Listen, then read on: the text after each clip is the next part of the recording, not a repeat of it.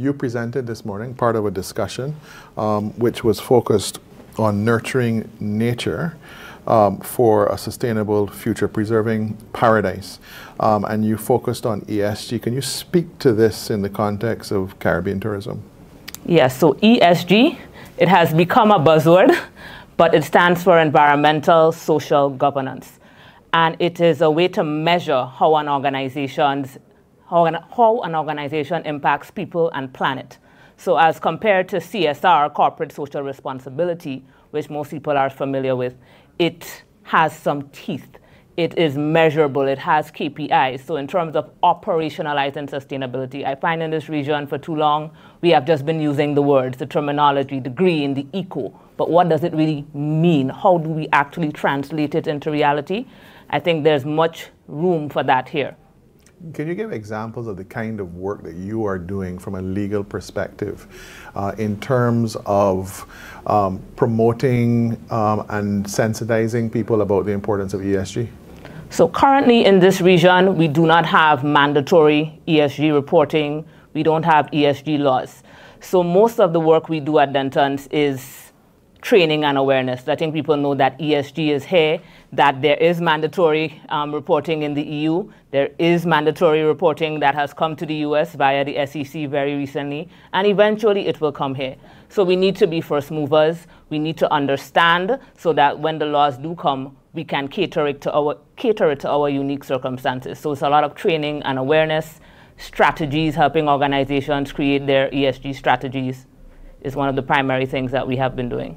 Your thoughts on sustainable tourism development generally in Grenada, across the Caribbean? How important is it? What are some of the goals that we need to achieve in the future? It is essential. Tourism is our bread and butter.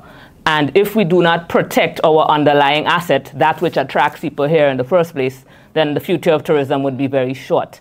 So it is essential for us to prioritize protecting our environment. And it is tricky because I don't want to see, tourism is one of the primary breadwinners. So how do we say, oh, we don't want too many tourists. We want to limit how many people can come here, what they can do. We are competing with other places. So it is a delicate balance in terms of sustainability and the bread and butter issues of the country. And I think one of the ways that we can assist is a strong policy. Like one of the questions that I was asked today and to which I responded was that we have to lead, we have to take ownership of our tourism product. Developers come here and they tell us what they want to do, and we supposedly are so desperate for the employment that we just let them come and do what they want to do, as opposed to us saying, these are the types of development we want, who is able to deliver that for us? So in terms of having a strong policy that we actually enforce and stick to, despite the 5-year electoral cycle, I think would be very important. Your thoughts on the young people, you know, looking to tourism for a career of first choice as opposed to last resort, and the different linkages in terms of opportunities that tourism provides to finance, to law, to agriculture, to accounting. What advice would you like to share with our young people who are looking towards the industry for a future career? That there are many opportunities, but we just have to be creative.